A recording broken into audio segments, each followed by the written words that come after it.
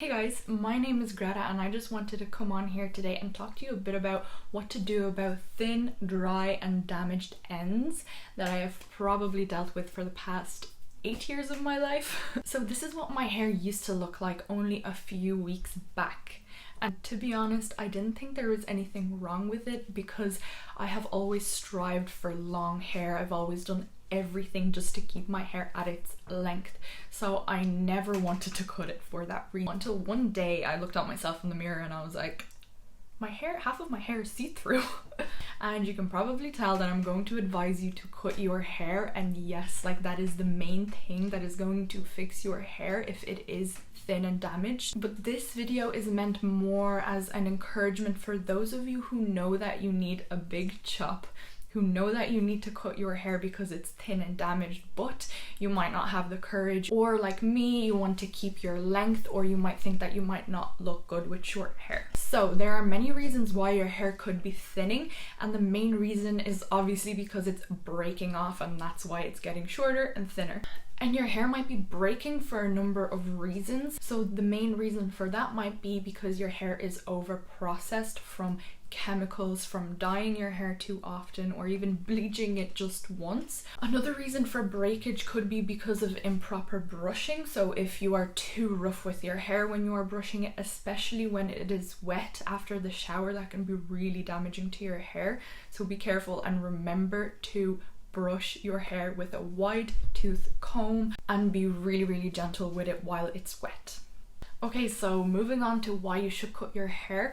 First of all, I'm going to tell you why it might be a bad idea to just get a trim.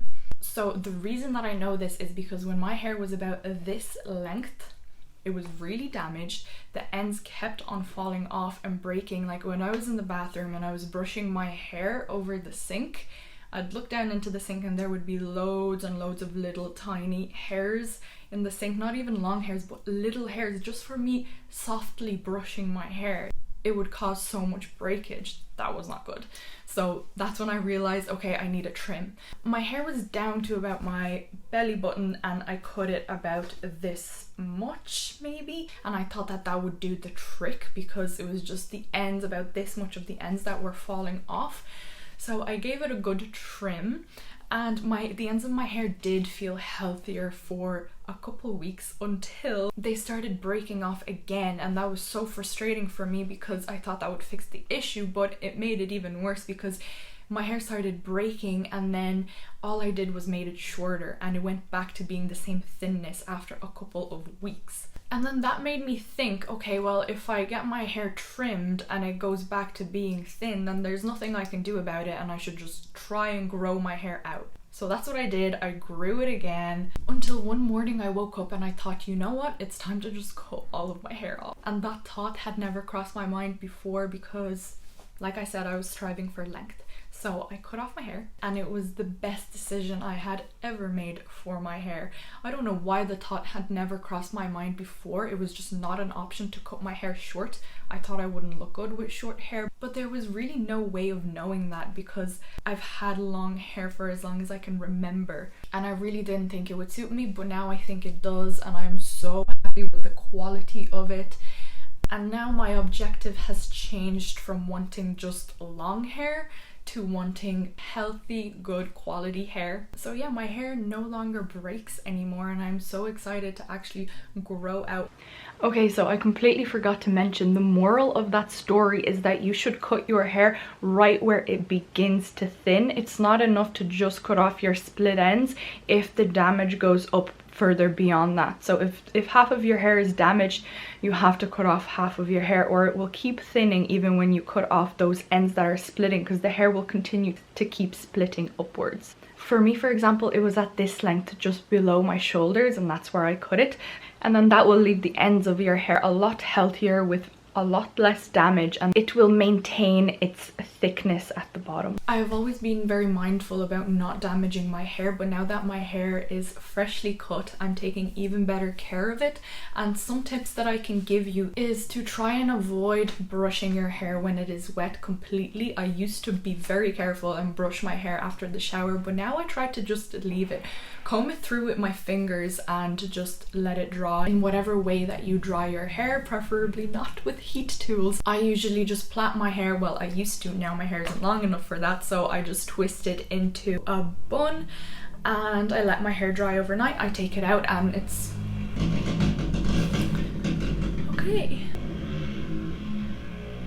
Where was I? I twist my hair into a bun and I leave it overnight, and that leaves my hair nice and wavy the next day. A few more tips, these are things that I only recently started doing, is when you're done in the shower, before getting out of the shower, put a little bit, well this is what I do, I put a little bit more conditioner into my hair and I don't wash it out 100%.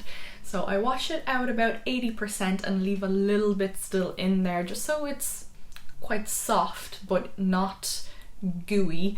And then when it dries, I find that that leaves it a little bit more moisturized. Another thing that I do is I've started moisturizing my hair every day. I didn't do this before. I'd moisturize my hair after the shower and then that was it, but now I moisturize my hair every day. I'm gonna do another video on the products that I use because I use mostly natural products in my hair.